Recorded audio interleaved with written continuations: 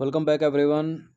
देखिए, दो कॉन्टिनेंट हम कवर कर चुके हैं। ऑस्ट्रेलिया कॉन्टिनेंट कवर कर चुके हैं, साउथ अमेरिका कवर कर चुके हैं। इसमें हम कवर करेंगे नॉर्थ अमेरिका को। ठीक है। और नॉर्थ अमेरिका के साथ जो सेंट्रल अमेरिका है बीच वाला, मध्य अमेरिका, इसको भी कवर कर लेंगे। तो चलिए स्टार्ट करते हैं। इसमें हम प्रैक्टिस करने वाले हैं 55 क्वेश्चन। ठीक है। अब इस मैप को देखिए ज़रा। देखिए, यहाँ जब दक्षिण से ऊपर की तरफ चलते हैं तो ये पूरा जो है उत्तरी अमेरिका है। इस उत्तरी अमेरिका में 3 देश हैं। मैक्सिको है, बीच में यूएसए है, और ऊपर नॉर्थ की तरफ कनाडा है। ये जो कनाडा है विश्व का सबसे बड़ा क्षेत्रफल है यहाँ पर, और सबसे बड़ी तटरेखा जो है, लंबी तटरेखा कनाडा की ही है। अब कनाडा के देखो, उत्तर पूर्व की तरफ ग्रीनलैंड है। ठीक है। ग्रीनलैंड की जो ऑफिशियल भूमि है वो किस देश के पास है और किस पर इसका राजनीतिक नियंत्रण है, उस पर भी प्रश्न होंगे। ये यहाँ अलास्का है, और ऊपर जो है वो रूस है, और बीच में देखो बेरिंग सी है। ठीक है। तो बेरिंग सी किसके बीच में है? रूस और अलास्का के। यानी ये पूरा उत्तरी अमेरिका हो गया, और एशिया। बहुत पूछते हैं प्रश्न। इधर वाला पानी पूरा पैसिफिक का है, और ये वाला पूरा अटलांटिक का है। अब इसको देखिए ज़रा। ये मैक्सिको हो गया, यूएसए हो गया, कनाडा हो गया। अब प्रश्न गल्फ़ ऑफ अलास्का, ठीक है, gulf of California, gulf of Mexico, Mexico की खाड़ी, इन पर प्रश्न होंगे। ये जो ग्रेट लेक्स हैं ना 5 मीठे पानी की, इन पर प्रश्न होंगे। पश्चिम से पूर्व की ओर, पूर्व से पश्चिम की ओर, या उत्तर से दक्षिण की ओर। अगर इन ग्रेट लेक्स को कोई नहर एक से दूसरे में जोड़ रही होगी, उस पर प्रश्न होंगे। इन ग्रेट लेक्स का पानी अटलांटिक की तरफ गिरेगा या प्रशांत महासागर की तरफ गिरेगा, इन पर प्रश्न होंगे। जो रॉकी माउंटेन है यूएसए का, उस पर प्रश्न होंगे कि वो पश्चिम की तरफ है या पूर्व की तरफ है, तो वो पश्चिम की तरफ है। इस तरह से प्रश्न होंगे। और जो सेंट्रल अमेरिका में जो देश है ना, ये होंडुरास हो गए, बेलीजे हो गए, Nicaragua, El Salvador, Panama, Costa Rica, इन पर प्रश्न होंगे कि उत्तर से दक्षिण के क्रम में इनको सजा दीजिए। ठीक है। अब ये दिख रहा होगा आपको कैरेबियन सागर, ये सेंट्रल अमेरिका के पूर्व की तरफ है, और ये जो इसका जो है पानी है वो अटलांटिक महासागर वाला है, पैसिफिक वाला इधर है। तो चलिए स्टार्ट करते हैं। जैसे कि ग्रेट लेक्स है, अगर सुपीरियर के पानी को ह्यूरन के पानी से कोई कैनाल जोड़ रही होगी तो उसका नाम बता दीजिए। इरी के पानी को ओंटारियो से कोई जोड़ रही होगी तो उसका नाम बता दीजिए। अब जो 5 ये मीठे पानी की झील हैं, इनका पश्चिम से पूर्व की तरफ क्रम, या फिर पूर्व से पश्चिम की तरफ क्रम, वो भी पूछ लेता है। तो सबसे पश्चिम में कौन सी है? सबसे पश्चिम में सुपीरियर है। पूर्व की तरफ चलोगे तो फिर मिशिगन आएगी, थोड़ा और पूर्व चलोगे तो ह्यूरन आएगी, फिर उसके और पूर्व में इरी आएगी, फिर ओंटारियो आएगी। ठीक है। तो सबसे पश्चिम में हो गई सुपीरियर, मीठे पानी की झील है, दुनिया की सबसे बड़ी, और सबसे पूर्व में है ओंटारियो झील। उल्टा क्रम करें तो ओंटारियो पहले आ जाएगी, पश्चिम की तरफ चलो इरी आएगी, ह्यूरन आएगी, मिशिगन आएगी, सुपीरियर आएगी। अब इन पांचों में से कोई एक झील ऐसी है जो पूरी तरह से यूएसए में स्थित है। बाकी यूएसए और कनाडा की सीमा पर हैं ये चारों की चारों। वो मिशिगन झील है। ठीक है। इसको देखिए ज़रा। ये जो मिशिगन झील है, ये जो लाइट येलो जैसा पार्ट है पूरा यूएसए है। ये ऊपर का कनाडा है। तो ये जो मिशिगन है पूरी तरह से यूएसए में है, और ये जो लेक सुपीरियर है वो यूएसए कनाडा की सीमा पर, लेक ह्यूरन यूएसए कनाडा की सीमा पर, लेक इरी यूएसए कनाडा की सीमा पर, ओंटारियो भी यूएसए कनाडा की सीमा पर। तो इस तरह के भी प्रश्न होंगे। चलिए स्टार्ट करते हैं फिर। देखिए, इन सभी क्वेश्चन को मैंने 6-7 कैटेगरी में डिवाइड कर दिया। जैसे कि 2 स्टेटमेंट वाले प्रश्न, 3 स्टेटमेंट वाले प्रश्न। ठीक है। कोई 4 में से एक गलत होगा। 4 कथनों में से एक कथन असत्य वाले प्रश्न, कथन कारण वाले प्रश्न, जोड़े मिलाने वाले प्रश्न, और कौन कौन से? उत्तर से दक्षिण की ओर जाते हुए, वो शहर हो सकते हैं, वो नदियां हो सकती हैं, झीलें हो सकती हैं, पर्वत पठार, कुछ भी हो सकते हैं। तो पहली कैटेगरी है, इसमें पहला भाग है 2 स्टेटमेंट वाले प्रश्न। ठीक है। बड़े स्टेटमेंट है, थोड़ा तीव्र गति से चलिएगा। उत्तरी अमेरिका के जलवायु पैटर्न के संबंध में निम्नलिखित कथनों पर विचार करेंगे। महाद्वीप के पश्चिमी भाग में स्थित जो रॉकी पर्वतमाला है, प्रशांत महासागर से आने वाली आर्द्र हवाओं को रोकती है। ठीक है। जिससे इसके पूर्वी ढलानों पर रेन शेडो यानी वृष्टि छाया क्षेत्र बन जाता है। तो ये जो नॉर्थ अमेरिका में ये जो है रॉकी पर्वतमाला, यूएसए में पश्चिम की तरफ है, इधर से जो है प्रशांत महासागर है, तो उसकी ह्यूमिड एयर को रोक लेती है, तो इधर जो है वृष्टि छाया बन जाता है, यानी रेन शेडो, तो बारिश होगी नहीं। तो करेक्ट हो गया पहला। चिनूक एक ठंडी और शुष्क पवन है जो सर्दियों में रॉकी पर्वत के पूर्वी ढलानों पर चलती है और तापमान को अचानक गिरा देती है। देखिए, चिनूक एक ठंडी नहीं, शुष्क तो है वो, लेकिन गर्म पवन है। और रॉकी जो है ना, रॉकी इसके पूर्वी ढलानों पर चलती है, इस साइड चलती है, और इसको जो है स्नो ईटर भी कहा जाता है। तो ये गर्म और शुष्क है, न कि ठंडी और शुष्क। पहला वाला ही केवल करेक्ट है, दूसरा वाला गलत है। पहला वाला बिल्कुल सही है, क्योंकि रॉकी पर्वत प्रशांत महासागर की आर्द्र पवनों के लिए अवरोध का काम करता है। दूसरा वाला गलत है, क्योंकि जो चिनूक है वो एक गर्म और शुष्क स्थानीय पवन है, न कि ठंडी। इसे हिमभक्षी यानी स्नो ईटर भी कहा जाता है चिनूक को, क्योंकि इसके आने से सर्दियों में बर्फ अचानक पिघल जाती है और तापमान बढ़ जाता है, न कि घट जाता है। क्लियर।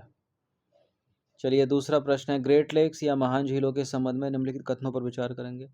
जो मिशिगन झील है एकमात्र ऐसी झील है जो पूरी तरह से संयुक्त राज्य अमेरिका यानी यूएसए की सीमा के भीतर स्थित है। सुपीरियर झील को ह्यूरन झील से जोड़ने वाली नहर का नाम जो है वो वेलेंड नहर है, वेलेंड कैनाल है। देखिए, इंपॉर्टेंट है, सुपीरियर झील को ह्यूरन झील से जोड़ने वाली नहर का नाम सू नहर है। कई बार प्रश्न बना एग्जाम्स में। जो वेलेंड नहर है वो इरी को ओंटारियो से जोड़ती है। ठीक है, तो पहला वाला यहाँ पर सही है और दूसरा वाला यहाँ पर गलत है। ए है इसका आंसर। इन सभी टेस्ट की आप फुल टेस्ट सीरीज से जुड़ सकते हैं, नंबर इस पर कॉल या व्हाट्सअप करके। एक छोटा सा अमाउंट है, वन टाइम पेमेंट है, और फुल टेस्ट सीरीज जो है वो पीडीएफ फॉर्म में मिलेगी आपको। पेड टेलीग्राम ग्रुप आपको ज्वाइन करना पड़ेगा। पहला वाला सत्य है, क्योंकि 5 महान झीलों में से केवल जो मिशिगन झील है पूरी तरह से यूएसए में है, बाकी की 4 कनाडा और यूएसए की सीमा पर स्थित है, जैसा मैंने आपको इमेज में बताया। दूसरा वाला कथन गलत है, क्योंकि सुपीरियर झील को ह्यूरन झील से जोड़ने वाली नहर का नाम सू नहर है, सू कैनाल है। और जो वेलेंड नहर है वो इरी झील को ओंटारियो झील से जोड़ती है। अगला प्रश्न है, उत्तरी अमेरिका के अपवाह तंत्र यानी ड्रेनेज सिस्टम के संदर्भ में निम्नलिखित कथनों पर विचार करेंगे। जो मैकेंजी नदी है वो कनाडा की सबसे लंबी नदी प्रणाली है जो अंततः आर्कटिक महासागर के व्यूफोर्ट सागर में गिरती है। सेंट लॉरेंस नदी अटलांटिक महासागर को महान झीलों से जोड़ती है और यह विश्व के सबसे व्यस्त आंतरिक जलमार्गों में से एक है। बिल्कुल, सेंट लॉरेंस नदी जो है वो अटलांटिक महासागर को महान झीलों से जोड़ती है। इस तरफ ही थी वो, पूर्व की तरफ। पानी भी अटलांटिक का पास में ही है। पहला और दूसरा दोनों के दोनों करेक्ट हो गए, सी है इसका आंसर। ठीक है, तो दोनों के दोनों पूरी तरह से सत्य हैं। जो मैकेंजी है वो कनाडा की सबसे लंबी नदी प्रणाली है जो उत्तर की ओर बहती है। सेंट लॉरेंस नदी जो है वो महान झीलों के पानी को अटलांटिक महासागर तक ले जाती है। यह व्यापार के लिए एक अत्यंत महत्वपूर्ण अंतर्देशीय जलमार्ग है। अगला प्रश्न है, कनाडा के प्रेरी प्रदेश के संबंध में निम्नलिखित कथनों पर विचार करेंगे। ये जो घास के मैदान है ना, ये बड़े इंपॉर्टेंट है पूरी दुनिया में। ठीक है, उसमें भी कौन से उष्ण कटिबंधीय, कौन से शीतोष्ण कटिबंधीय, अलग अलग तरह से पूछे जाते हैं। देखिए, इस क्षेत्र में मुख्य रूप से वसंतकालीन गेहूं का उत्पादन किया जाता है, क्योंकि सर्दियों में अत्यधिक ठंड के कारण खेती संभव नहीं होती। कनाडा के प्रेरी मैदानों की प्रदेशों की बात हो रही है। विन्नीपेग को विश्व की गेहूं की मंडी के रूप में जाना जाता है। बिल्कुल करेक्ट है, दोनों के दोनों स्टेटमेंट। सी है इसका आंसर। विनीपेग को गेहूं की मंडी के रूप में जाना जाता है। गेहूं की जगह मक्का होता तो गलत हो जाता। दोनों के दोनों कथन सत्य हैं। कनाडा के प्रेरी प्रांतों जैसे कि अल्बर्टा, सास्काचेवान और मैनीटोबा में कठोर सर्दियों के कारण वसंत ऋतु में गेहूं बोया जाता है। मैनीटोबा में स्थित जो विनीपेग है वो अनाज के बड़े व्यापारिक केंद्र होने के कारण विश्व की गेहूं की मंडी कहलाता है। पांचवा प्रश्न है, कैरिबियन द्वीप समूह के भूविज्ञान के संबंध में निम्नलिखित कथनों पर विचार कीजिए। ग्रेटर एंटिलीज मुख्य रूप से महाद्वीपीय चट्टानों और हिमनद निक्षेपों से बने हैं। लेजर एंटिलीज द्वीपों की उत्पत्ति मुख्य रूप से टेक्टोनिक प्लेटों के टकराने से हुई ज्वालामुखी गतिविधियों के कारण हुई है। देखिए, पहला वाला गलत है। जो ग्रेटर एंटिलीज हैं वो मुख्य रूप से टेक्टोनिक प्लेटों के टकराने से बने हैं, तो पहला वाला गलत है, दूसरा वाला सही है। जो लेज़र एंटिलीज है वो ज्वालामुखी गतिविधियों के कारण उत्पत्ति उनकी हुई है, तो बी है इसका आंसर। देखिए कथन एक गलत है, क्योंकि जो ग्रेटर एंटिलीज हैं मुख्य रूप से टेक्टोनिक उत्थान और प्राचीन पर्वतीय संरचनाओं का हिस्सा है, इनमें हिमनद निक्षेप नहीं पाए जाते। दूसरा वाला सही है, लेज़र एंटिलीज एक सक्रिय ज्वालामुखी घास, सक्रिय ज्वालामुखी चाप यानी वोल्केनिक आर्क है, जो कैरेबियन प्लेट और दक्षिण अमेरिकी या उत्तर अमेरिकी प्लेट के सबडक्शन जोन पर स्थित है। अगली कैटेगरी आती है ABCD वाली, इसमें प्रश्न अधिक रखे गए हैं, 20 प्रश्न हैं। चलिए, उत्तरी अमेरिका का जो कैनेडियन सील्ड क्षेत्र है निम्नलिखित में से किस खनिज के भंडार के लिए विश्व प्रसिद्ध है? किस खनिज के भंडार के लिए विश्व प्रसिद्ध है? पेट्रोलियम और प्राकृतिक गैस तो है नहीं इसमें, यह है लोहा, निकिल, सोना और यूरेनियम। ऑप्शन नंबर बी है इसका आंसर। देखिए कैनेडियन सील्ड जो है पृथ्वी की सबसे प्राचीन चट्टानों यानी क्रेटन से बना क्षेत्र है। यह धात्विक खनिजों जैसे कि लोहा हो गया, निकिल हो गया और सोना और यूरेनियम के विशाल भंडारों के लिए जाना जाता है। यहाँ जीवाश्म यानी पेट्रोलियम नहीं पाया जाता। ऑप्शन नंबर ए वाला। डेथ वैली यानी मृत घाटी के संबंध में निम्नलिखित कथनों में से कौन सा भू आकृतिक तथ्य सही है? तो 4 में से केवल एक ही करेक्ट होगा इसमें। रॉकी पर्वत के शीर्ष पर स्थित विवर्तनिक क्रेटर है, डेथ वैली गलत है। यह कोलोराडो नदी द्वारा काटी गई दुनिया की सबसे गहरी गार्ज है, गलत है। यह अपलाचियन क्षेत्र में स्थित कार्स्ट स्टाकृति का हिस्सा है, गलत है। ऑप्शन नंबर बी करेक्ट है। यह संयुक्त राज्य अमेरिका की कैलिफोर्निया में स्थित एक फॉल्ट बाउंड बेसिन यानी ग्रेवेन है, जो उत्तरी अमेरिका का सबसे निचला बिंदु है। ये कैलिफोर्निया जहाँ है उड़ा दीजिए।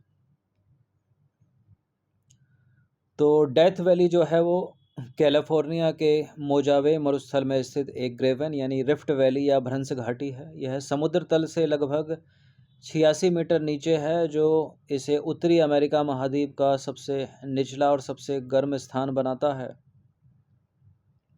चलिए, बरमुडा ट्रायंगल पर प्रश्न है। संयुक्त राज्य अमेरिका का जो बरमुडा त्रिकोण है वो किस महासागर या सागर में स्थित है?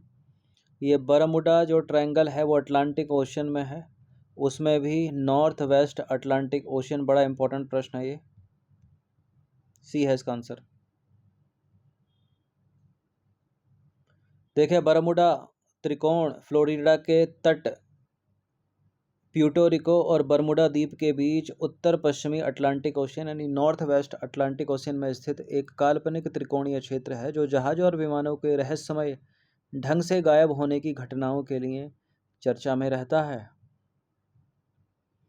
अगला प्रश्न है, अलास्का की कटमई राष्ट्रीय उद्यान कटमई नेशनल पार्क को 10,000 धुओं की घाटी क्यों कहा जाता है? वैली ऑफ 10,000 स्मोक्स क्यों कहा जाता है उसको?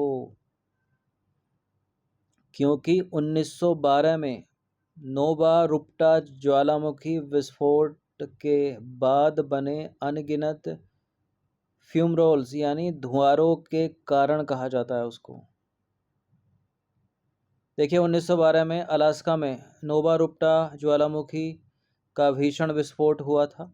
इसके बाद घाटी में राख जमा हो गई, गैस और भाप निकलने के लिए हजारों छिद्र बन गए, जिन्हें फ्यूमरोल्स कहा जाता है, इसलिए इसे वैली ऑफ 10,000 स्मोक कहा जाता है। क्वेश्चन नंबर 10 पर आ जाइए। कनाडा का जो सडबरी जिला है विश्व में किस खनिज के लिए सबसे बड़े उत्पादकों में से एक है? जो कनाडा का सडबरी जिला है वो विश्व में निकिल और तांबा यानी कॉपर और निकिल के लिए है।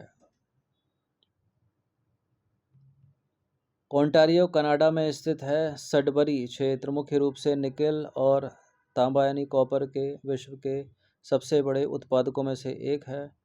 माना जाता है कि इसकी उत्पत्ति प्रागैतिहासिक काल में एक विशाल उल्कापिंड के टकराने से हुई थी। चलिए 11वां प्रश्न क्या है?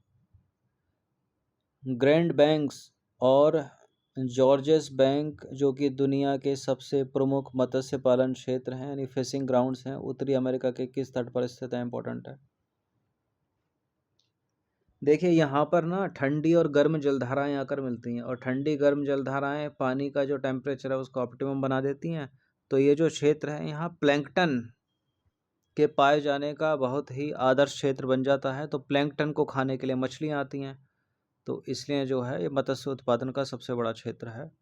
ग्रैंड बैंक इसको कहा जाता है, और ये जगह जो है वो है न्यू फाउंडलैंड्स में। न्यू फाउंडलैंड्स और न्यू इंग्लैंड के पूर्वी तट पर। ऑप्शन नंबर ए है इसका आंसर। देखिए न्यू फाउंडलैंड्स कनाडा के पास अटलांटिक महासागर में लेब्राडोर की ठंडी जलधारा और गल्फ स्ट्रीम की गर्म जलधारा यहाँ आपस में मिलती हैं। इस बिंदु पर प्लैंकटन, ठीक है, प्लैंकटन यानी फाइटोप्लैंकटन और जू प्लैंकटन का बड़े पैमाने पर विकास होता है, जिससे यह ग्रैंड बैंक दुनिया का सबसे समृद्ध मत्स्य क्षेत्र बन जाता है, क्योंकि मछलियों का सबसे अच्छा भोजन है ये प्लैंकटन। 12वां प्रश्न है, संयुक्त राज्य अमेरिका के एप्लाचियन पर्वतीय क्षेत्र में पाए जाने वाले कोयले की मुख्य श्रेणी कौन सी है? यहाँ बिटुमिनस और एंथ्रेसाइट कोयला पाया जाता है। ठीक है, जो कोयले की कैटेगरी है वो उसमें कार्बन की प्रतिशतता के आधार पर डिसाइड की जाती है, जिसमें जितना कार्बन परसेंट होगा वो उतना अच्छा कोयला। सबसे अच्छा कोयला एंथ्रेसाइट माना जाता है, क्योंकि 90% या उससे अधिक का इसमें कार्बन होता है। उसके बाद बिटुमिनस है। एप्लाचियन क्षेत्र जो है वो उत्तरी अमेरिका का सबसे पुराना कोयला उत्पादक क्षेत्र है। यहाँ उच्च गुणवत्ता वाला बिटुमिनस और पेंसिल्वेनिया वाले हिस्से में सर्वोत्तम गुणवत्ता वाला एंथ्रेसाइट कोयला पाया जाता है। निम्नलिखित में से कौन सी नदी प्रशांत महासागर में गिरती है? प्रशांत महासागर पैसिफिक में।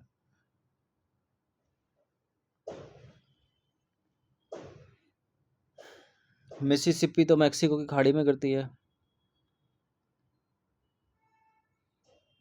हडसन नदी, हडसन बे, अटलांटिक वाला पार्ट हो गया। तो कोलोरेडो हो गई। ठीक है, कोलोरेडो सी है इसका आंसर। देखिए कोलोरेडो नदी जो है रॉकी पर्वत से निकलकर पश्चिम की ओर बहती है और कैलिफोर्निया की खाड़ी यानी प्रशांत महासागर में गिरती है। मिसिसिपी और रियो ग्रांडे मैक्सिको की खाड़ी में गिरती हैं, जबकि हडसन नदी जो है वो अटलांटिक महासागर में गिरती है। ठीक है,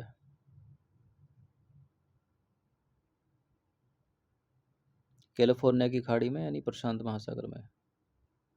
सी है इसका आंसर। चलिए क्वेश्चन नंबर 14 पर आ जाइए। संयुक्त राज्य अमेरिका का जो मेसाबी रेंज है किसके उत्पादन के लिए प्रसिद्ध है? संयुक्त राज्य अमेरिका का मेसाबी रेंज, इंपॉर्टेंट प्रश्न है, लौह अयस्क के उत्पादन के लिए है। देखिए मिनेसोटा में स्थित जो मेसाबी रेंज है संयुक्त राज्य अमेरिका का सबसे बड़ा और प्रमुख लौह अयस्क यानी आयरन और उत्पादक क्षेत्र है, जिसने अमेरिका के महान झील औद्योगिक क्षेत्र के विकास में बड़ी भूमिका निभाई है। पनामा नहर, पनामा कैनाल किन दो जल निकायों को जोड़ती है? पनामा जोड़ती है अटलांटिक महासागर को प्रशांत महासागर से। इंपॉर्टेंट प्रश्न, कई बार एग्जाम्स में पूछा गया।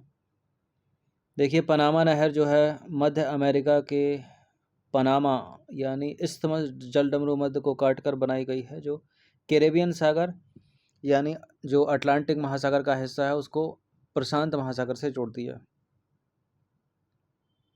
ठीक है, पनामा की एक सिगरेट आती थी, बहुत पुरानी ट्रिक है इसकी। ठीक है, क्या ट्रिक है? प्रशांत पनामा पीकर अटलांटिक महासागर में गिर गया। ठीक है, प्रशांत पनामा पीकर अटलांटिक महासागर में गिर गया। प्रशांत पनामा पीकर अटलांटिक महासागर में गिर गया। तो इस तरह से रिलेट कर लो, अटलांटिक और प्रशांत महासागर, पनामा नहर।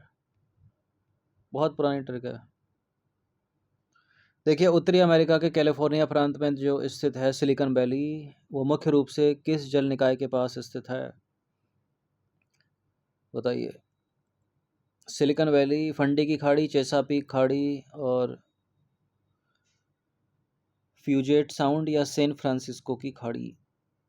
देखिए बी है इसका आंसर, सैन फ्रांसिस्को की खाड़ी। सिलिकॉन वैली जो है उत्तरी कैलिफोर्निया के सैन फ्रांसिस्को के बे एरिया, सैन फ्रांसिस्को बे एरिया, सैन फ्रांसिस्को बे एरिया के दक्षिणी भाग में स्थित है। यह सांता क्लारा घाटी में केंद्रित है और वैश्विक सूचना प्रौद्योगिकी यानी आईटी का सबसे बड़ा केंद्र है। चलिए, मैक्सिको की चिहुआहुआ खाद्यान्ने दुनिया भर में किस धातु के खनन के लिए प्रसिद्ध हैं? सिल्वर के लिए, यूरेनियम, प्लेटिनम, सोना। ये चांदी के लिए है, सिल्वर के लिए। देखिए, मैक्सिको जो है दुनिया का सबसे बड़ा चांदी उत्पादक देश है और यहाँ का चिहुआहुआ राज्य और वहाँ की खाद्यान्ने जैसे कि फ्रिंसिलो ऐतिहासिक रूप से चांदी यानी सिल्वर के विशाल उत्पादन के लिए जानी जाती हैं। फंडी की खाड़ी यानी वे ऑफ फंडी जो दुनिया के सबसे ऊंचे ज्वार भाटा यानी हाईएस्ट टाइड्स के लिए जानी जाती है, कहाँ स्थित है? ये हैं कनाडा के पूर्वी तट पर न्यू ब्रांसविक और नोवा स्कोटिया के बीच। बी है इसका आंसर। कनाडा के अटलांटिक तट पर स्थित फंडी की खाड़ी की अनूठी कीपाकार यानी फनल आकृति के कारण यहाँ दुनिया के सबसे ऊंचे ज्वार आते हैं जिनकी ऊंचाई 16 मीटर तक पहुंच जाती है। अगला प्रश्न है, संयुक्त राज्य अमेरिका के मक्का बेल्ट यानी कॉर्न बेल्ट के केंद्र में स्थित जो शिकागो शहर है वो किस झील के दक्षिणी किनारे पर स्थित है? शिकागो है मिशिगन झील के दक्षिणी किनारे पर। ठीक है, ऑप्शन नंबर सी है इसका आंसर। देखिए, शिकागो जो है पूरी तरह से अमेरिका में स्थित जो मिशिगन झील है उसके दक्षिणी पश्चिमी तट पर बसा है। यह दुनिया का सबसे बड़ा मांस प्रसंस्करण केंद्र और रेलवे जंक्शन भी रहा है। उत्तरी अमेरिका का कौन सा मरुस्थल मुख्य रूप से सागुआरो कैक्टस के लिए जाना जाता है जो अपनी विशाल आकृति के लिए प्रसिद्ध है? सागुआरो कैक्टस के लिए कौन सा है इनमें? वो है ऑप्शन नंबर बी, सोनोरन मरुस्थल। सोनोरन मरुस्थल जो है वो यूएसए और मैक्सिको की सीमा पर दुनिया का एकमात्र ऐसा स्थान है जहां विशालकाय सागुआरो कैक्टस प्राकृतिक रूप से उगते हैं। यह एक गर्म मरुस्थल है। कैक्टस जो है वो मरुस्थलीय प्रजाति वैसे ही है। 21वां प्रश्न है, कनाडा में स्थित जो अथाबास्का है, अथाबास्का क्षेत्र पूरी दुनिया में किसके गैर पारंपरिक भंडार के लिए जाना जाता है? कनाडा में स्थित अथाबास्का क्षेत्र टार सैंड के लिए है ये। ठीक है, ऑयल सैंड के लिए। अल्बर्टा कनाडा में स्थित जो अथाबास्का ऑयल सैंड कच्चे तेल यानी बिटुमिन का दुनिया का सबसे बड़ा भंडार है। यहाँ रेत, मिट्टी और गाढ़े कच्चे तेल का मिश्रण है जिसे रिफाइन करके तेल निकाला जाता है। क्वेश्चन नंबर 22 पर आ जाइए। संयुक्त राज्य अमेरिका का जो येलो स्टोन नेशनल पार्क है मुख्य रूप से किस राज्य में स्थित है और यह क्यों प्रसिद्ध है? क्या ये कैलिफोर्निया में है, क्या ये वायोमिंग में है, क्या ये एरिजोना में है, क्या ये फ्लोरिडा में है? इम्पॉर्टेंट है yellow stone national park. Yellow stone national park USA का कहाँ है? यूएसए में है। अपने आप में वही इम्पोर्टेंट प्रश्न है। और किसके लिए प्रसिद्ध है? यह है हॉट स्प्रिंग है।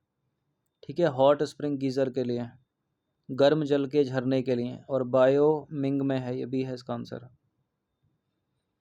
देखिए, बायोमिंग गीज़र यानी ओल्ड फेथफुल नाम है इसका, और हॉट स्प्रिंग गीज़र और हॉट स्प्रिंग के लिए। तो येलोस्टोन दुनिया का पहला राष्ट्रीय उद्यान है जिसका अधिकांश भाग वायोमिंग राज्य में है और यह एक सुपर वोल्केनो के ऊपर स्थित है और यहाँ ओल्ड फेथफुल नामक प्रसिद्ध गीजर है जो नियमित अंतराल पर गर्म पानी फेंकता है। निम्नलिखित में से कौन सी जलसंधि स्टेट उत्तरी अमेरिकी महाद्वीप को एशिया महाद्वीप से अलग करती है? ठीक है, अलग कैसे कर रही है? बीच में पानी आ गया होगा उसका, तो अलग करना भूल गए उसको। तो बेरिंग जलसंधि थी इधर की तरफ, आपको याद हो तो। उत्तरी अमेरिका का वो है अलास्का। ठीक है, और एशिया वाला है रूस। तो बेरिंग जलसंधि। देखिए, बेरिंग जलसंधि जो है वो अलास्का यानी उत्तरी अमेरिका और साइबेरिया यानी एशिया, साइबेरिया रूस में है। ठीक है, एशिया से अलग करती है। यह प्रशांत महासागर को आर्कटिक महासागर से जोड़ती है और इसी के समानांतर जो है अंतर्राष्ट्रीय तिथि रेखा भी गुजरती है। नियाग्रा जलप्रपात किन दो झीलों के बीच स्थित है? नियाग्रा फॉल, नियाग्रा नदी पर, नियाग्रा नदी से रिलेट करता हुआ, यह है इरी और ओंटारियो झीलों के बीच में स्थित। नियाग्रा नदी जो है वो इरी झील से पानी लेकर ओंटारियो झील में गिरती है। इसी नदी पर संयुक्त राज्य अमेरिका और कनाडा की सीमा पर विश्व का सबसे प्रसिद्ध नियाग्रा जलप्रपात स्थित है। 25वां प्रश्न है, उत्तरी अमेरिका महाद्वीप की सबसे ऊंची पर्वत चोटी कौन सी है और यह कहाँ स्थित है? उत्तरी अमेरिका महाद्वीप की सबसे ऊंची चोटी है माउंट डेनाली। ठीक है, ये इसका नया नाम है, पूर्व नाम था इसका माउंट मैकिनले और ये अलास्का में है। ठीक है, नॉर्थ अमेरिका में कितने देश? सबसे पहले मैक्सिको, बीच में यूएसए और ऊपर का हो गया कनाडा। ठीक है, तो ये और अलास्का है यहाँ, ये इसी का पार्ट है यूएसए का। तो यहाँ है माउंट मैकिनले, सी है इसका आंसर।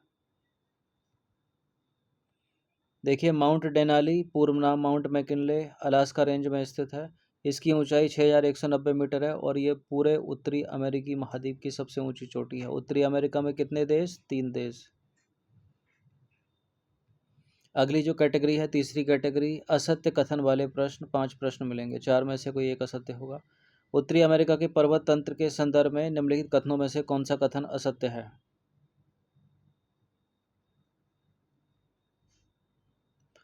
पहला है, अपलाचियन पर्वतमाला एक प्राचीन बलित पर्वत यानी ओल्ड फोल्ड माउंटेन है जो महाद्वीप के पूर्वी भाग में स्थित है। पश्चिमी कार्डिलेरा नवीन बलित पर्वतों की एक श्रृंखला है जिसमें रॉकी पर्वत शामिल है। और कैस्केड रेंज प्रशांत महासागर के रिंग ऑफ फायर का हिस्सा है और इसमें कई सक्रिय व सुसुप्त ज्वालामुखी। और चौथा है, माउंट मिसेल रॉकी पर्वत श्रृंखला की सबसे ऊंची चोटी है। रॉकी पर्वतमाला की सबसे ऊंची चोटी माउंट मिसेल नहीं है, यही गलत है, डी है इसका आंसर। देखिए, माउंट मिशेल जो है अपलाचियन पर्वतमाला जो कि पूर्वी भाग की सबसे ऊंची चोटी है, ना कि पश्चिमी भाग में है ना रॉकी। तो रॉकी पर्वत की सबसे ऊंची चोटी है माउंट एल्बर्ट, बाकी सारे कथन सत्य हैं। 27वां प्रश्न है, उत्तरी अमेरिका की वनस्पति और वनों के संदर्भ में इनकरेक्ट स्टेटमेंट होगा कोई। कनाडा के उत्तरी भाग में पाए जाने वाले शंकुधारी वनों को टेंगा कहा जाता है और रेडवुड और सेक्वावोया जैसे दुनिया के सबसे ऊंचे पेड़ मुख्य रूप से कैलिफोर्निया के प्रशांत तटीय कोहरे वाले क्षेत्रों में पाए जाते हैं। रेडवुड और सेक्वोया। और तीसरा है, टुंड्रा वनस्पति मुख्य रूप से महाद्वीप के सुदूर दक्षिण और निचले तराई क्षेत्रों में पाई जाती है। और चौथा है, चैप्रल कैलिफोर्निया में पाई जाने वाली एक भूमध्यसागरीय झाड़ीदार वनस्पति है। देखिए, कनाडा के उत्तरी भाग में बिल्कुल शंकुधारी वनों को टेंगा कहा जाता है, करेक्ट है। और दूसरा वाला भी करेक्ट है और डी वाला भी करेक्ट है। चौथा सी वाला गलत है। सी वाला क्यों गलत है? क्योंकि टुंड्रा वनस्पति मुख्य रूप से महाद्वीप के जो नॉर्थ अमेरिका कॉन्टिनेंट है उसके सुदूर उत्तरी में, ठीक है, ऊपर की तरफ पाई जाती है, आर्कटिक वाला एरिया। ठीक है, निचले तराई क्षेत्रों में नहीं, उच्च अक्षांशों में पाई जाती है ये। मतलब इस प्रश्न का उत्तर जो है वो सी होगा, ये गलत है इसलिए। कथन सी असत्य है, वही आंसर होगा। उत्तरी अमेरिका में टुंड्रा वनस्पति मुख्य रूप से महाद्वीप के सुदूर उत्तरी और अत्यधिक ऊंचाई वाले क्षेत्रों में पाई जाती है। यहाँ के कठोर वातावरण के कारण इनमें केवल काई, लाइकेन और छोटी झाड़ियाँ शामिल होती हैं। 28वां प्रश्न है, उत्तरी अमेरिका की जनजातियों और जनसांख्यिकी के संबंध में गलत स्टेटमेंट। इनुइट लोग कनाडा और अलास्का के सुदूर आर्कटिक क्षेत्र में रहते हैं जिन्हें पहले एस्किमो कहा जाता था। ठीक है, ग्रीनलैंड और कनाडा में पाए जाते हैं। बेसिकली मैच करने के लिए कई बार एग्जाम्स में पूछा गया है कि एस्किमो किससे मिलता है, ग्रीनलैंड और कनाडा से। इग्लू बर्फ के घर होते हैं जिनका उपयोग इनुइट शिकार के दौरान अस्थायी आश्रय के रूप में करते हैं। कायक सील मछली की हड्डियों और खाल से बनी एक पारंपरिक नाव है जिसका उपयोग ये जनजातियां करती हैं। और चौथा है, उत्तरी अमेरिका के मूल निवासियों यानी रेड इंडियंस की जनसंख्या वर्तमान में मैक्सिको में पूरी तरह समाप्त हो चुकी है। इतने एमसीक्यू की प्रैक्टिस करी होगी, इसका उत्तर क्या ही लग रहा है आपको? डी ही है। देखिए डी वाला असत्य है, क्योंकि मैक्सिको में आज भी बड़ी संख्या में अमेरिकी मूल निवासी या मूल अमेरिकी निवासी के लोग यानी मेस्टिजो और मूल जनजातियों जैसे कि नहुआ, माया आदि रहते हैं।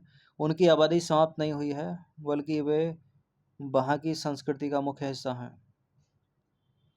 इन सभी टेस्ट की आप फुल टेस्ट सीरीज से जोड़ सकते हैं। नंबर इस पर कॉल या व्हाट्सएप करके एक छोटा सा अमाउंट है, full test series PDF format में मिलेगी। चलिए, उत्तरी अमेरिका के कृषि क्षेत्रों यानी एग्रीकल्चर बेल्ट के संबंध में इनकरेक्ट स्टेटमेंट।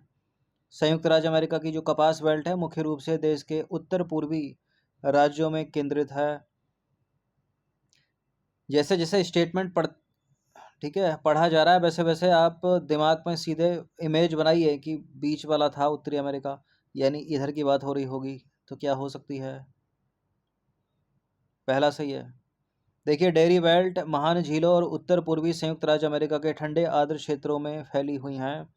और शीतकालीन गेहूं बेल्ट मुख्य रूप से कंसास और उसके आसपास के दक्षिणी प्रेरी मैदानों में स्थित है। और चौथा वाला है, कैलिफोर्निया की जो सेंट्रल वैली है वो फलों, सब्जियों और मेवा उत्पादन के लिए प्रसिद्ध है।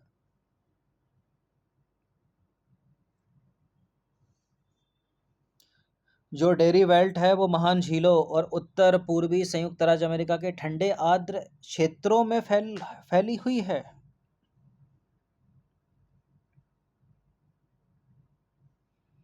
देखिए, इसमें जो इनकरेक्ट स्टेटमेंट है, ओहो, ए वाला गलत है भाई, क्योंकि यहाँ उत्तर पूर्वी की जगह कुछ और होगा, वो फैक्ट है। ठीक है, डेयरी बेल्ट महान झीलों और उत्तर पूर्वी संयुक्त राज्य अमेरिका के ठंडे आर्द्र क्षेत्रों में फैली है, ये ठीक है। और शीतकालीन गेहूं बेल्ट का मुख्य रूप से जो कंसास और उसके आसपास के क्षेत्रों यानी दक्षिणी प्रेरी मैदान में स्थित है शीतकालीन गेहूं बेल्ट। और कैलिफोर्निया की जो सेंट्रल वैली है फलों, सब्जियों और मेवा उत्पादन के लिए प्रसिद्ध है। पहला वाला गलत है, उत्तर पूर्व की जगह कुछ और होगा, यानी इसकी जगह होगा दक्षिण दक्षिण दक्षिण पूर्व होगा। देखिए, कथन एक असत्य है, क्योंकि जो कपास बेल्ट है, कॉटन बेल्ट है, वो अमेरिका के दक्षिण और दक्षिण पूर्व राज्यों जैसे कि टेक्सास, जॉर्जिया और मिसिसिपी में स्थित है, जहां लंबी और गर्म ग्रीष्म ऋतु होती है। ठीक है, उत्तर पूर्वी राज्य औद्योगिक और डेयरी फार्मिंग के लिए जाने जाते हैं। ठीक है, ये बीच वाला यूएसए उत्तर पूर्वी डेयरी फार्मिंग के लिए, और ये दक्षिण पश्चिम कपास बेल्ट के लिए। चलिए, 30वें नंबर का प्रश्न है, उत्तरी अमेरिका की जलसंधि और खाड़ियों के संबंध में कौन सा कथन असत्य है?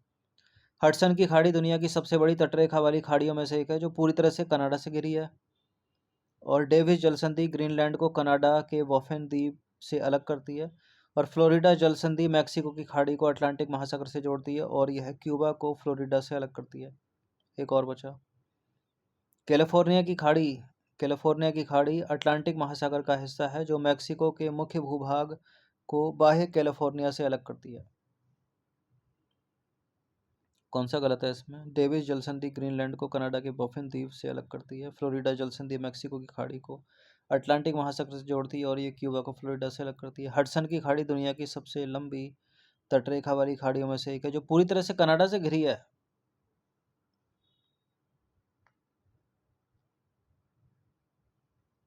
देखिए, डी वाला सत्य है इसमें। हडसन की खाड़ी जो है पूरी तरह हडसन की खाड़ी दुनिया की सबसे लंबी तटरेखा वाली खाड़ियों में से एक है, जो पूरी तरह से कनाडा से घिरी है। डेविस जलसंधि ग्रीनलैंड को कनाडा के बॉफिन द्वीप से अलग करती है। और फ्लोरिडा जलसंधि मैक्सिको की खाड़ी को अटलांटिक महासागर से जोड़ती है, और ये क्यूबा को फ्लोरिडा से अलग करती है। अब डी वाले में क्या था? कैलिफोर्निया की खाड़ी अटलांटिक महासागर का नहीं बल्कि प्रशांत महासागर का हिस्सा है, जो मैक्सिको के मुख्य भूभाग को बाह्य कैलिफोर्निया से अलग करता है। ठीक है, पैसिफिक वाला। तो कथन डी असत्य, क्योंकि कैलिफोर्निया की खाड़ी, जिसे कॉर्टेज का सागर भी कहा जाता है, प्रशांत महासागर यानी पैसिफिक ओशियन का हिस्सा है, न कि अटलांटिक महासागर का। बाकी सारे के सारे करेक्ट हैं। देखें एक बार, देखिए ये है गल्फ ऑफ कैलिफोर्निया, कैलिफोर्निया की खाड़ी। तो इधर का जो पानी है पश्चिम की तरफ का, ये तो पैसिफिक है, इधर का जो है पूर्व की तरफ का ये अटलांटिक है, तो इसलिए गलत हो गया वाला स्टेटमेंट। अगला जो फोर्थ कैटेगरी है वो है जोड़े मिलाने वाले प्रश्न, ठीक है, मैच करने वाले प्रश्न। सूची 1 में है खनिज या उद्योग केंद्र, और सूची 2 में है संबंधित शहर क्षेत्र। तो डेट्रॉइट किससे मिलेगा? डेट्रॉइट किससे मिलेगा? पिट्सबर्ग किससे मिलेगा? ह्यूस्टन किससे मिलेगा? लॉस एंजलिस किससे मिलेगा? डेट्रॉइट तो ऑटोमोबाइल के लिए है, यानी कार बार के लिए। पिट्सबर्ग विश्व का लौह इस्पात केंद्र। ह्यूस्टन है अंतरिक्ष अनुसंधान और तेल रिफाइनरी। लॉस एंजलिस है हॉलीवुड फिल्म उद्योग और विमान निर्माण। तो 1 2 3 4 वाला ही हो गया है, तो ये है इसका आंसर। देखिए डेट्रॉइट जो है वो कार उद्योग के लिए प्रसिद्ध है। जो पिट्सबर्ग है ऐतिहासिक रूप से स्टील उत्पादन का सबसे बड़ा केंद्र है। जो ह्यूस्टन है वो नासा का नियंत्रण केंद्र है और बड़े तेल कारखाने। और लॉस एंजलिस अपने हॉलीवुड और भूमध्य सागरीय जलवायु के कारण विमानन उद्योग के लिए जाना जाता है।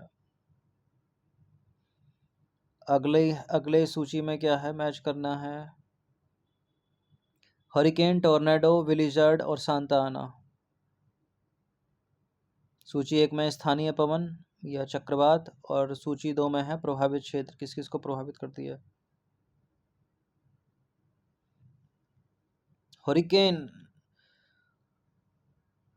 हरिकेन, टोर्नेडो और ब्लिजर्ड, सांता आना। बताइए 1 2 3 4 वाला तो बी में तो है, और क्या हो सकता है इसके अलावा?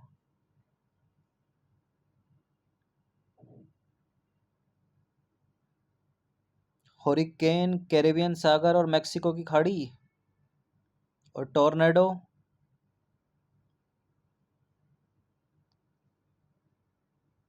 और ब्लिजर्ड सांता आना। देखिए इसका जो आंसर है वो ऑप्शन नंबर ए है, ठीक है। यानी हरिकेन जो हो गया वो कैरिबियन सागर और मैक्सिको की खाड़ी, और टोर्नेडो हो गया ग्रेट प्लेन्स यानी कपास और मक्का बेल्ट, और ब्लिज़ार्ड हो गया कनाडा और अलास्का का ध्रुवीय क्षेत्र। सांता आना कैलिफोर्निया के दक्षिणी भाग की शुष्क हवा। ये है इसका आंसर।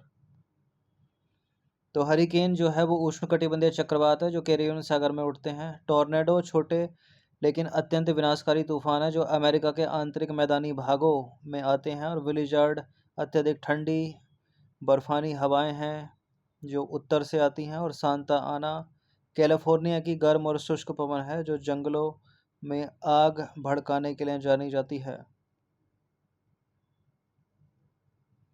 33वां प्रश्न है, सूची 1 में है उत्तरी अमेरिका की झीलें और सूची 2 में है उनकी विशिष्ट भौगोलिक विशेषता। तो ग्रेट वियर झील, ग्रेट सॉल्ट झील, इरी झील और निकारागुआ झील। देखिए निकारागुआ तो एक देश भी है सेंट्रल अमेरिका का, मध्य अमेरिका का, ठीक है। तो निकारागुआ झील तो इससे मिला सकते हैं हम, मध्य अमेरिका की सबसे बड़ी मीठे पानी की झील। और ग्रेट बियर बहुत कई बार एग्जाम्स में बना, ये जो है कनाडा में ही है। कर्क रेखा इसके दक्षिण से गुजरती है और ये पूरी तरह से कनाडा में है। ए का हो गया सी और डी 4 का हो गया बी। ए का हो गया सी और 4 का हो गया बी, तो सी हो गया इसका आंसर, ठीक है। और जो ग्रेट सॉल्ट है वो हो गई प्यूटा यानी यूएसए में स्थित अत्यधिक लवणता वाली झील। और जो इरी हो गई वो हो गई ऑप्शन नंबर ए, इसके तट पर बफेलो और क्वींसलैंड जैसे औद्योगिक शहर हैं, ठीक है।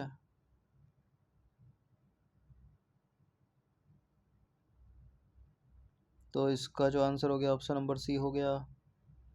देखिए ग्रेट बियर जो है वो कनाडा के उत्तर में आर्कटिक वृत्त के पास है, जो ग्रेट सॉल्ट लेक है। वो अमेरिका के प्यूटा प्रांत के प्रसिद्ध खारे पानी की झील है। ईरी झील महान झीलों का हिस्सा है, जिसके किनारे भारी उद्योग बसे हैं। और निकारागुआ झील जो है मध्य अमेरिका की एक अनोखी झील है, जिसमें मीठे पानी की शार्क पाई जाती है। अगला प्रश्न है, सूची एक को सूची दो के साथ सम्मिलित करेंगे। सूची एक में है नदी और सूची दो में है विशेषता और बांध। कोलोराडो नदी, कोलंबिया नदी, टेनेसी नदी, रियो ग्रांडे नदी।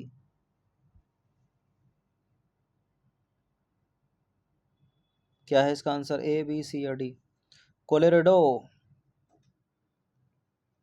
कोलोराडो जो है हुबर बांध और ग्रैंड कैनियन, पहले का पहला। कोलंबिया ग्रैंड कुली बांध, दूसरे का दूसरा। टेनेसी बहुउद्देशीय नदी घाटी परियोजना टेनेसी पर बनी थी। रियो ग्रांडे नदी संयुक्त राज्य अमेरिका और मैक्सिको के बीच प्राकृतिक सीमा। ठीक है, संयुक्त राज्य अमेरिका, जैसे कि ये कॉन्टिनेंट है, तो इधर मैक्सिको है, यूएसए है, तो यहाँ कहीं जो है रियो ग्रांडे। एक दो तीन चार, पहले का पहला, दूसरे का दूसरा, तीसरे का तीसरा, चौथे का चौथा, चौथे का डी। मतलब ए का वन, बी का दो का बी, तीन का सी, चार का डी। कोलोराडो नदी हुबर और बोल्डर बांध, कोलोराडो नदी पर हुबर और बोल्डर बांध है। यह भव्य ग्रैंड कैनियन बनाती है। और कोलंबिया नदी विश्व प्रसिद्ध ग्रैंड कुली बांध है। कोलंबिया नदी पर विश्व प्रसिद्ध ग्रैंड कुली बांध। टेनेसी नदी घाटी परियोजना जो है दुनिया की शुरुआती बड़ी नदी घाटी परियोजनाओं में से एक थी। और रियो ग्रांडे नदी लंबे समय तक यूएसए यानी टेक्सास यूएसए का और मैक्सिको के बीच सीमा बनाती है। 35वां प्रश्न है, सूची एक में है द्वीप या क्षेत्र और सूची दो में है उस पर राजनीतिक नियंत्रण रखने वाले देश। तो ग्रीनलैंड पर किसका राजनीतिक नियंत्रण है? प्यूर्टो रिको पर किसका है? सेंट पियरे मिकेलॉन पर किसका है? वैंकूवर द्वीप पर किसका है? देखिए, सेंट पियरे मिकेलॉन पर तो फ्रांस का है, और ग्रीनलैंड पर डेनमार्क का है, प्यूर्टो रिको पर संयुक्त राज्य अमेरिका का, और वैंकूवर द्वीप पर कनाडाई प्रांत यानी ब्रिटिश कोलंबिया। तो ये भी पहले का पहला, दूसरे का दूसरा, तीसरे का तीसरा, चौथे का चौथा ही बन रहा है। ए है इसका आंसर। देखिए, ग्रीनलैंड जो है वो भौगोलिक रूप से तो उत्तरी अमेरिका का हिस्सा है, नॉर्थ अमेरिका का, लेकिन इस पर डेनमार्क का राजनीतिक नियंत्रण है। प्यूर्टो रिको कैरेबियन का द्वीप है, जो अमेरिका का एक क्षेत्र है। सेंट पियरे और मिकेलॉन कनाडा के तट के पास छोटे द्वीप हैं, जो आज भी फ्रांस के अधीन है। और वैंकूवर द्वीप कनाडा के पश्चिमी तट का हिस्सा है। क्वेश्चन नंबर 5 यानी कैटेगरी अगली जो है वो उत्तर से दक्षिण क्रम वाले कठिन प्रश्न। ठीक है, नॉर्थ टू साउथ 5 क्वेश्चन है।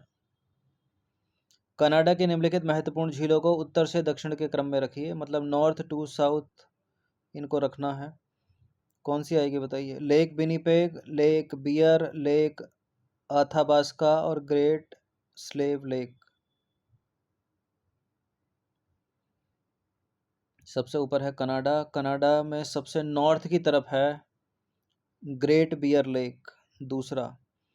उसके नीचे है ग्रेट स्लेव लेक यानी चौथा, दूसरा चौथा। उसके बाद है लेक विनिपेग और सबसे दक्षिण में होगी लेक अथाबास्का। तो ये जो क्रम बनेगा कुछ ऐसे बनेगा 2 4 1 3, जिसमें है वही आंसर है।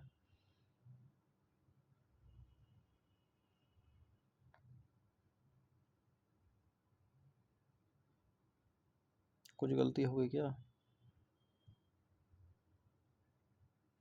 देखिए, सबसे पहले है ग्रेट बियर, उसके बाद है ग्रेट स्लेव लेक 2 4, उसके बाद है लेक अथाबास्का, ठीक है, तीसरा। और सबसे नीचे है, सॉरी, लेक विनिपेग। तो ए है इसका आंसर। 2 4 3 1 बनेगा।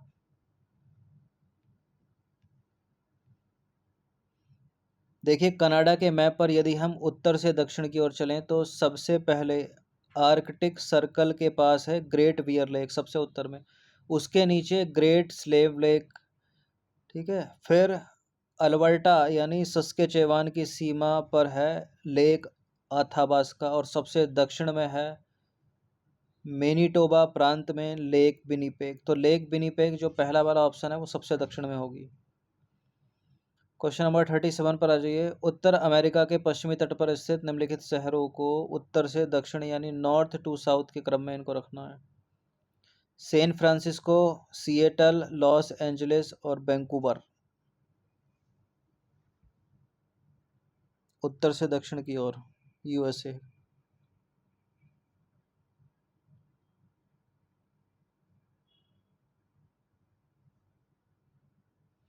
देखिए सबसे पहले आ जाएगा वैंकूवर,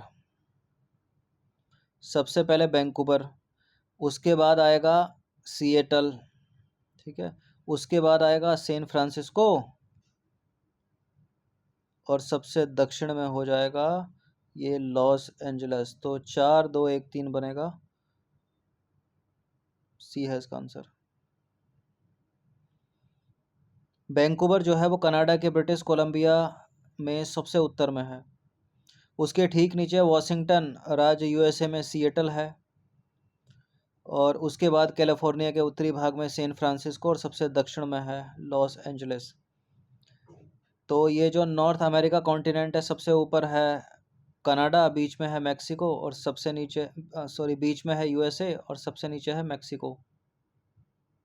अब जो चीज़ कनाडा में होगी तो वो सबसे नॉर्थ में ही होगी, फिर उसके नीचे आते आते जाओ, ठीक है। सिएटल जो है वो यूएसए में है, और उसके नीचे यूएसए के कैलिफोर्निया में जो है सैन फ्रांसिस्को हो गया, और सबसे दक्षिण में यूएसए में ही जो है लॉस एंजलिस हो गया। तो सारी जो कहानी डिवाइड हो जाती है वो यहीं तक हो जाती है, ठीक है, यहाँ तक बात पहुँचती नहीं मैक्सिको तक।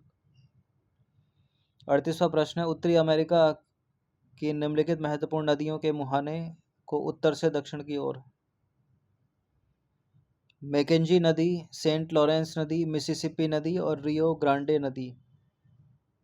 रियो ग्रांडे आपने देखी थी ऊपर, जो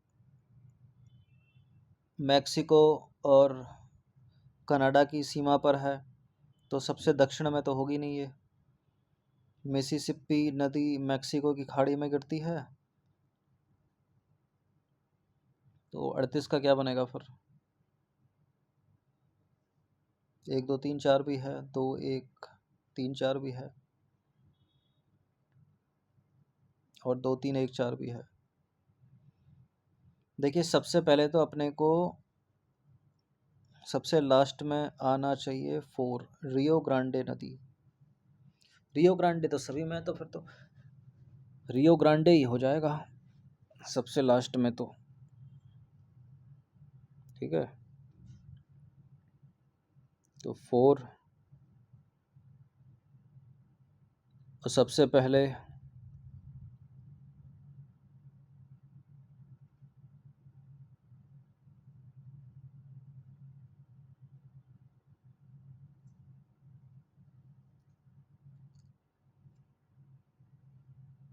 यहाँ के ऑप्शन कहाँ चले गए?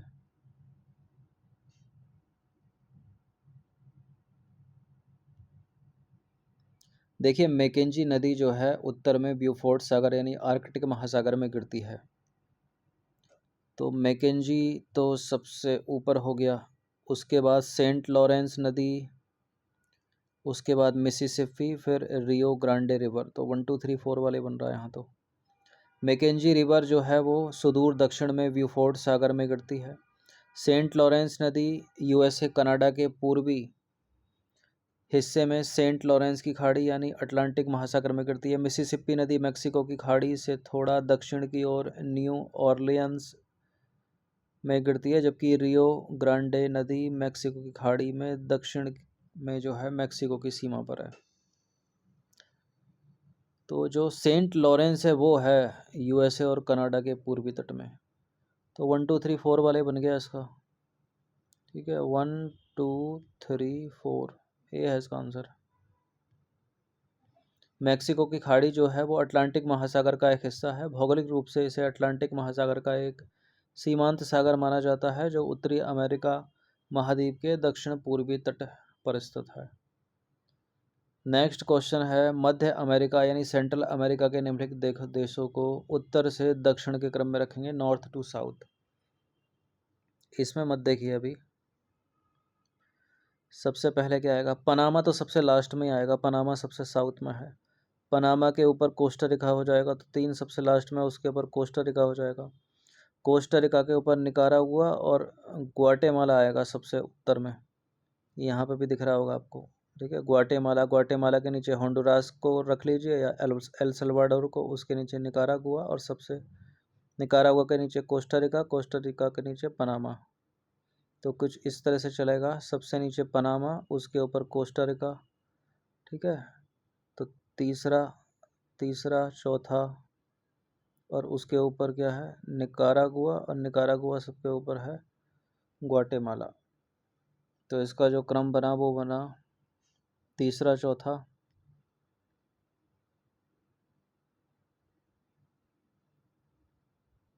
क्या है, नॉर्थ टू साउथ रखना है ना।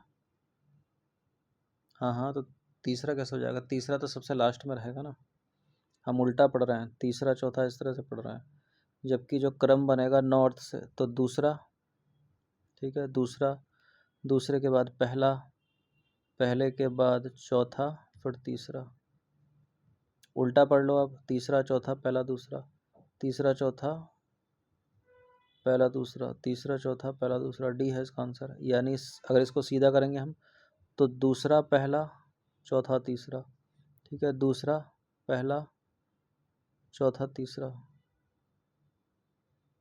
ये सब मध्य अमेरिका के देश हैं।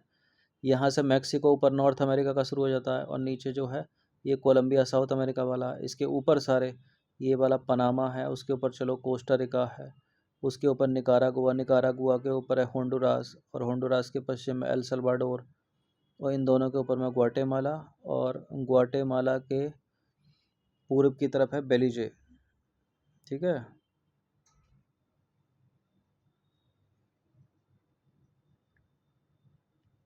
तो डी बना इसका। देखिए मध्य अमेरिका के इस्थमस में मैक्सिको के ठीक नीचे ग्वाटेमाला आता है, उसके बाद क्रमशः होंडुरास, अल सल्वाडोर, उसके बाद निकारागुआ था, निकारागुआ के दक्षिण में कोस्टा रिका, और सबसे अंत में दक्षिण से जुड़ने वाला देश जो है पनामा है। पनामा की सीमा नीचे जाती है, कोलंबिया से लग रही है, जो है नीचे दक्षिण अमेरिका। 40वां प्रश्न है, संयुक्त राज्य अमेरिका के पूर्वी तट पर स्थित निम्नलिखित महत्वपूर्ण खाड़ियों या जल निकायों को उत्तर से दक्षिण के क्रम में व्यवस्थित करना है। चलिए, चेसापीक की खाड़ी, फंडी की खाड़ी, और डेलावेयर खाड़ी, और फ्लोरिडा जलडमरू मध्य यानी स्टेट ऑफ फ्लोरिडा। सबसे पहले तो आ जाएगी फंडी की खाड़ी, ठीक है, ये 3 है यहाँ पर, 2 1 3। सबसे पहले आएगी फंडी की खाड़ी, फंडी के खाड़ी के नीचे आ जाएगी डेलावेयर खाड़ी, यानी दूसरा तीसरा, उसके बाद है चेसापीक, और सबसे नीचे है फ्लोरिडा जलडमरू मध्य। तो 2 3 1 4 बन गया इसका।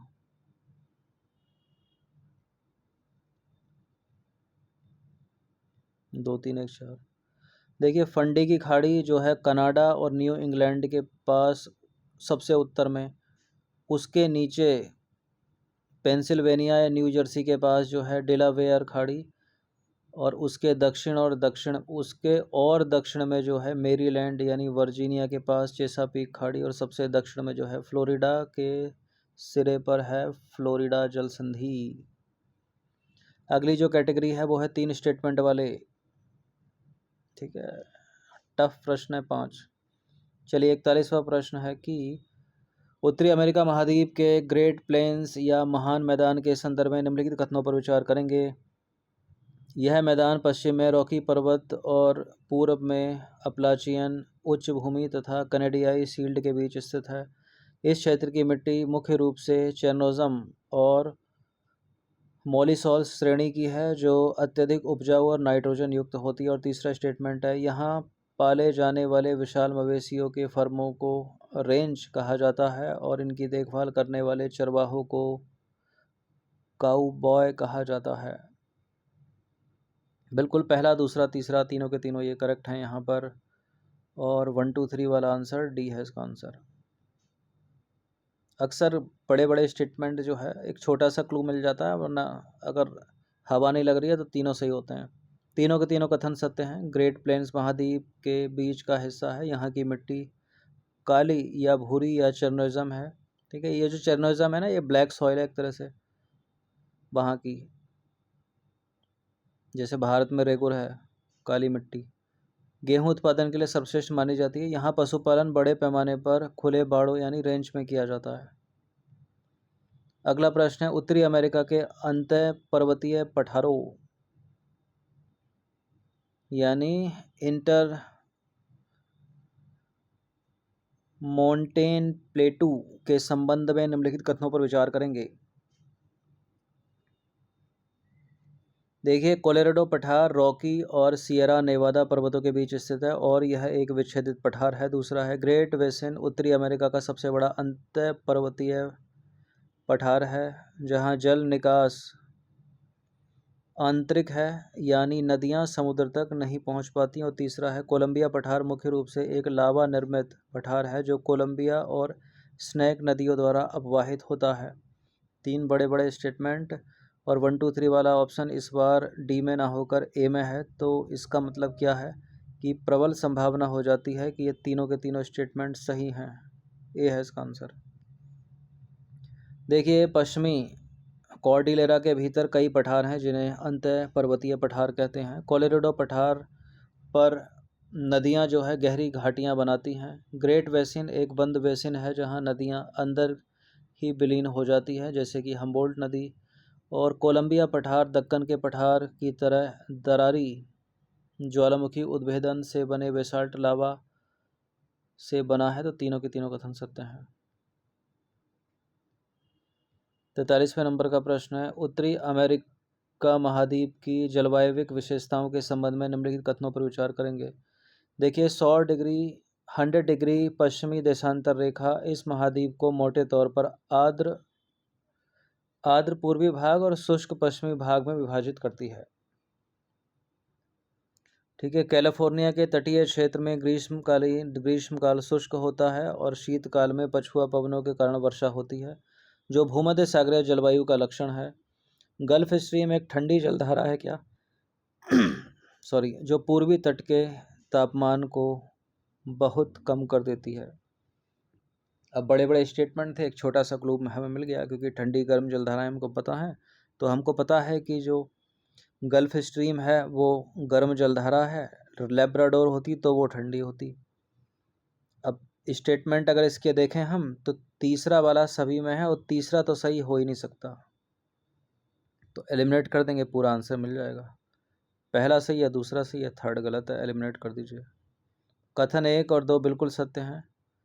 100वीं मध्याह्न रेखा कृषि के लिए एक विभाजक रेखा मानी जाती है क्योंकि इसके पूर्व में पर्याप्त वर्षा होती है और पश्चिम में सिंचाई की आवश्यकता होती है। कैलिफोर्निया में भूमध्य सागरीय जलवायु पाई जाती है, परंतु कथन 3 गलत है क्योंकि गल्फ स्ट्रीम एक गर्म जलधारा है यानी वार्म करंट है जो तापमान को बढ़ाती है, जबकि लेब्राडोर ठंडी जलधारा है, वो घटाएगी तापमान को। और ये गर्म और ठंडी दोनों जलधाराएं जिस स्थान पर मिलती हैं वो है ग्रीनलैंड, वो है न्यू फाउंडलैंड द्वीप।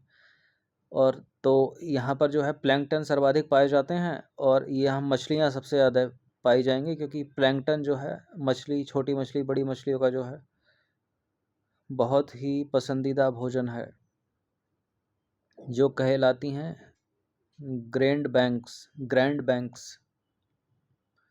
नंबर 44 है, उत्तरी अमेरिकी मुक्त व्यापार समझौता,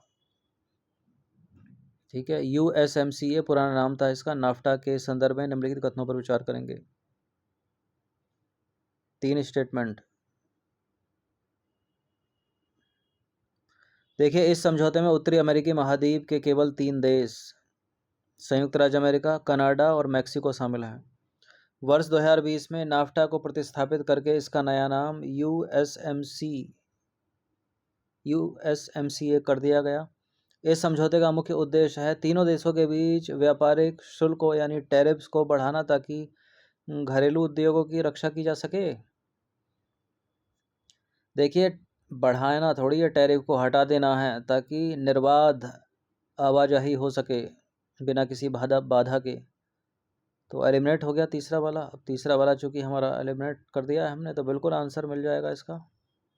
1 2 3 किस में है? सी में है। सॉरी 1 2 किस में है? सी में है। केवल 1 और 2। देखिए कथन 1 और 2 सत्य हैं। नाफ्टा को बदलकर अब USMCA यानी यूनाइटेड स्टेट्स मैक्सिको और कनाडा एग्रीमेंट किया गया है। तीसरा वाला गलत है क्योंकि मुक्त व्यापार समझौते का उद्देश्य शुल्कों को कम या समाप्त करना होता है, ना कि बढ़ाना। ठीक है, ताकि तीनों देशों के बीच वस्तुओं का प्रवाह निर्बाध हो सके बिना किसी बाधा के। 45वें नंबर का प्रश्न है, उत्तरी अमेरिका महाद्वीप के परिवहन और बुनियादी ढांचे के संदर्भ में निम्नलिखित कथनों पर विचार करेंगे। देखिए, ट्रांस कनाडा राजमार्ग, ट्रांस कनाडा हाईवे दुनिया के सबसे लंबे राष्ट्रीय राजमार्गों में से एक है, जो अटलांटिक तट पर सेंट जॉन्स को प्रशांत तट पर वैंकूवर से जोड़ता है। संयुक्त राज्य अमेरिका का जो रेल नेटवर्क है दुनिया का सबसे बड़ा रेलवे नेटवर्क है, और सेंट लॉरेंस सीवे लॉक्स प्रणाली का उपयोग करता है ताकि जहाज़ों को समुद्र तल से झीलों के उच्च स्तर तक ठहराया उठाया जा सके। और कूट यदि हम देखें तो 1 2 3 वाला ऑप्शन डी में ना होकर सी में है, तो प्रबल संभावना हो जाती है कि तीनों के तीनों स्टेटमेंट जो हैं वो सही हैं। सी है इसका आंसर। देखिए, तीनों के तीनों कथन सत्य हैं, तकनीकी और भौगोलिक रूप से सत्य हैं तीनों कथन। कनाडा का जो ट्रांस कनाडा हाईवे है पूरे देश में पूर्व से पश्चिम की ओर, मान लीजिए कनाडा है तो पूर्व से पश्चिम की ओर जोड़ता है। और USA के पास दुनिया का सबसे विस्तृत रेल मार्ग है। ठीक है, मुख्य रूप से माल ढुलाई के लिए। सेंट लॉरेंस सीवे में जल स्तर की असमानता को दूर करने के लिए विशिष्ट लॉक सिस्टम बनाए गए हैं। अगली कैटेगरी है कथन और कारण वाली, यानी व्याख्या करेगा या नहीं करेगा कारण। ठीक है, बताया भी है मैंने बीच में जो है क्योंकि यानी बिकॉज लगाकर पढ़ा कीजिए स्टेटमेंट को। संयुक्त राज्य अमेरिका का जो पूर्वी भाग है, विशेष रूप से न्यू इंग्लैंड और महान झीलों का क्षेत्र, ऐतिहासिक रूप से देश का सबसे बड़ा विनिर्माण हब है, यानी मैन्युफैक्चरिंग हब है। ठीक है, बिकॉज क्योंकि इस क्षेत्र में अपलाचियन से कोयले और मेसाबी रेंज से लौह अयस्क की निकटता के साथ साथ महान झीलों के माध्यम से सस्ता जल परिवहन उपलब्ध है। ये ठीक है ना, मेसाबी रेंज के लिए लौह अयस्क हो गया, अपलाचियन के लिए कोयला। बिल्कुल पहला और दूसरा सही है। महान झीलों में पानी है, ये तेल थोड़ी है। दोनों के दोनों करेक्ट हो गए, तो ए है इसका आंसर। व्याख्या भी कर रहा है कारण कथन की। ठीक है, तो इसको पढ़ने की आवश्यकता है नहीं है। अगला प्रश्न है, कथन क्या है, कनाडा के उत्तरी भाग में जनसंख्या का घनत्व अत्यंत कम है, लगभग विरल पाया जाता है, क्योंकि कनाडा का जो उत्तरी भाग है अत्यंत कठोर टुंड्रा और सब आर्कटिक जलवायु से ग्रस्त है, जहां अधिकांश समय भूमि जो है फर्माफ्रास्ट यानी अस्थायी रूप से जमी रहती है। बिल्कुल आर्कटिक वाला एरिया है ही वो, तो सही हो गया दोनों ये भी, और व्याख्या भी तो कर ही रहा है, तो ए है इसका आंसर भी। देखिए, अत्यधिक ठंड और खेती योग्य भूमि ना होने के कारण जीवन बेहद कठिन है यहाँ पर।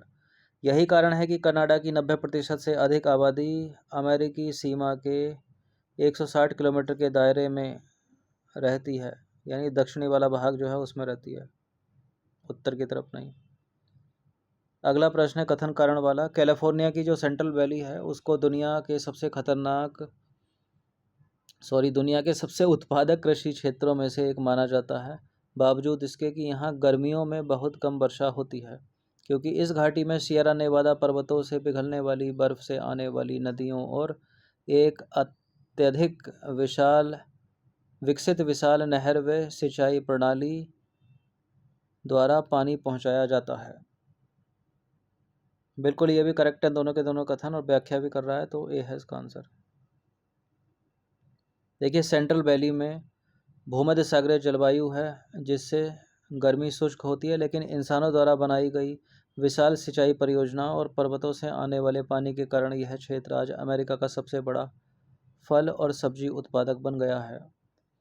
49वें नंबर का प्रश्न है, न्यूफाउंडलैंड के निकट समुद्र में अक्सर अत्यधिक घना कोहरा यानी डेंस फॉग छाया रहता है, जिससे जहाज़ों के आवागमन में भारी परेशानी होती है। क्योंकि इस क्षेत्र में उत्तर से आने वाली ठंडी लेब्राडोर जलधारा और दक्षिण से आने वाली गर्म गल्फ स्ट्रीम धारा का आपस में मिलन होता है। बिल्कुल, ठंडी लेब्राडोर को लिख रखा है, गर्म गल्फ स्ट्रीम को, तो पहला और दूसरा दोनों सत्य हैं। स्पष्टीकरण भी कर रहा है, व्याख्या भी कर रहा है। ये है इसका आंसर। देखिए, जब गर्म हवा यानी गल्फ स्ट्रीम के ऊपर ठंडी हवा और पानी यानी लेब्राडोर के ऊपर उसके संपर्क में आती है, तो हवा में मौजूद जो जलवाष्प है वो संघनन हो जाता है, जलवाष्प का संघनन हो जाता है, जिससे बहुत घना एब्डक्शन कोहरा बनता है। प्रसिद्ध टाइटैनिक जो जहाज है उसका एक्सीडेंट भी इसी क्षेत्र के पास हुआ था, जो बर्फ की चट्टान से टकरा गया था। एडवेक्सन, ठीक है, एडवेक्सन कोहरा। 55 प्रश्न है, 5-6 प्रश्न और बस। मेक्सिको सिटी में सर्दियों के दौरान वायु प्रदूषण और स्मॉग की समस्या बेहद गंभीर और जानलेवा स्तर पर पहुंच जाती है, क्योंकि मेक्सिको सिटी एक ऊंचे अंतर्पर्वतीय बेसिन यानी घाटी में स्थित है, जो चारों ओर से ऊंचे पहाड़ों से घिरा है, जिससे प्रदूषक हवाएं बाहर नहीं निकल पाती और थर्मल इन्वर्जन यानी तापमान विलोमता के कारण वहीं फंस जाती हैं। बिल्कुल, ये दोनों के दोनों सही हैं और व्याख्या भी कर रहा है। ये है इसका आंसर भी। अधिकतर मेनली करेक्ट हो ही गए हैं सारे। देखिए, मेक्सिको सिटी की भौगोलिक स्थिति एक कटोरे यानी बेसिन जैसी है।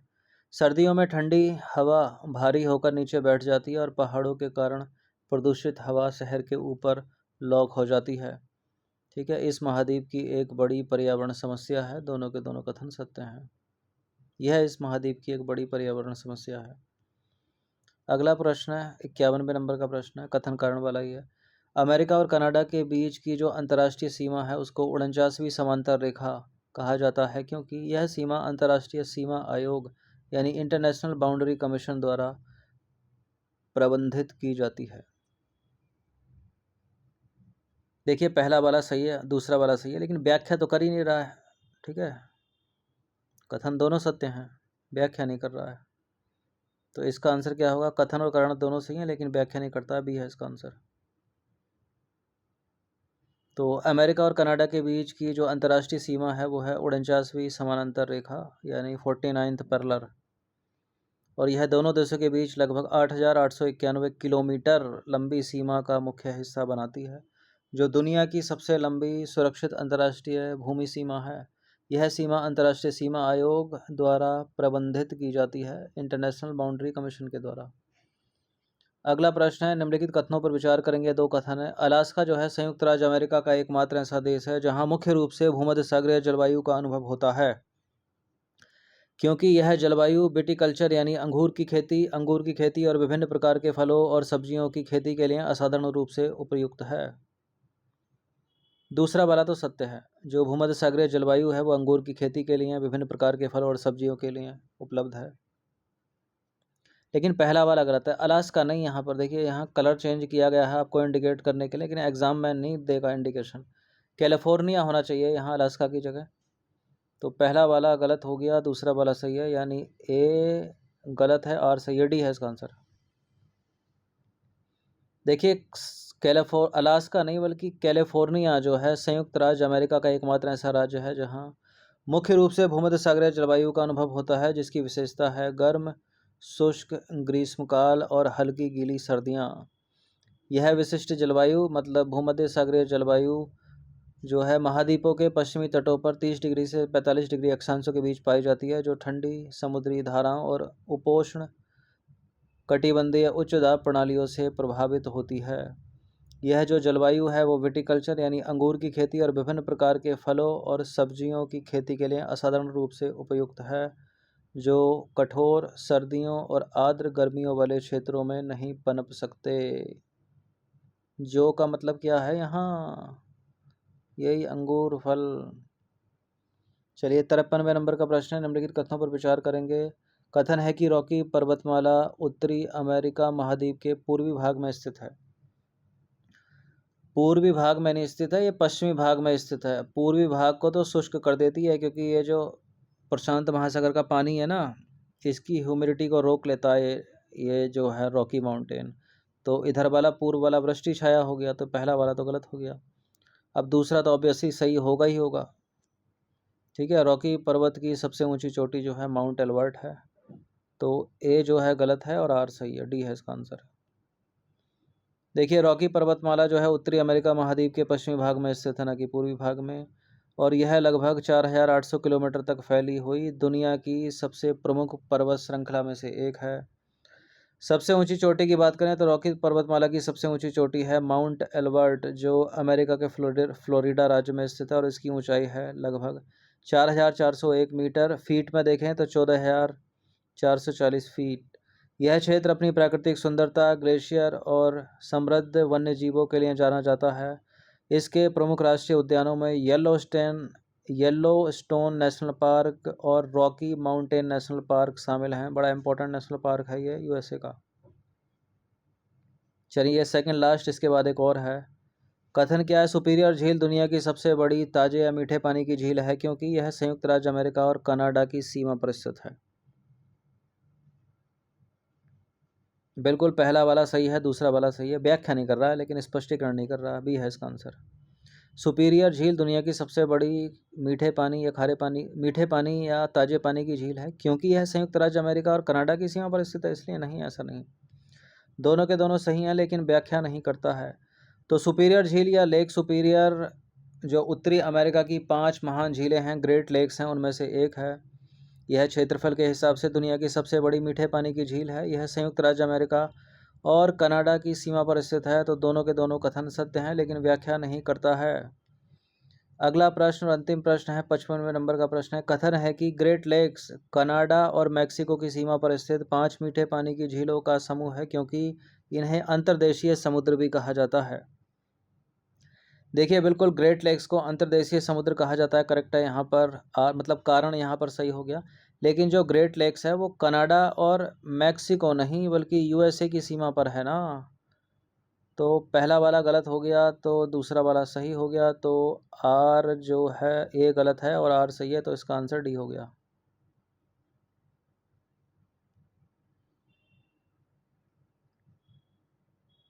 देखिए, उत्तरी अमेरिका की जो ग्रेट लेक्स हैं वो कनाडा और संयुक्त राज्य अमेरिका की सीमा पर स्थित 5 मीठे पानी की झील हैं। Superior, Michigan, Hurun, eri, Ontario. और इसी क्रम में याद रखिएगा, पश्चिम से पूर्व की ओर। ठीक है, एक याद कर लो तो पश्चिम से पूर्व की तरफ याद कर लो, तो पूर्व से पश्चिम तो उल्टा करके याद हो ही जाएगा उसको। ये झीलें दुनिया के कुल सतह के ताजे पानी का लगभग 21% हिस्सा रखती हैं, और इन्हें अंतर्देशीय समुद्र भी कहा जाता है। तो ये हैं वो, सबसे पश्चिम में लेक सुपीरियर, उसके बाद मिशिगन पूरी तरह से यूएसए पर, फिर ह्यूरन, इरी, ओंटारियो। ये हो गया वेस्ट टू ईस्ट की तरफ। ठीक है, और इधर से इधर चले जाओ तो ईस्ट टू वेस्ट हो गया। तो ये 55 प्रश्न बड़े इंपॉर्टेंट है। ये नॉर्थ अमेरिका कॉन्टिनेंट हमने कवर कर दिया है। इन सभी टेस्ट की क्वेश्चन की अगर आप फुल टेस्ट पीडीएफ से जुड़ना चाहते हैं तो नंबर इस पर कॉल या व्हाट्सअप करके, एक छोटा सा अमाउंट है, फुल टेस्ट सीरीज जो है पीडीएफ फॉर्मेट में मिलेगी। प्रैक्टिस करते रहिएगा। धन्यवाद। बहुत बड़ा टेस्ट हो गया ये।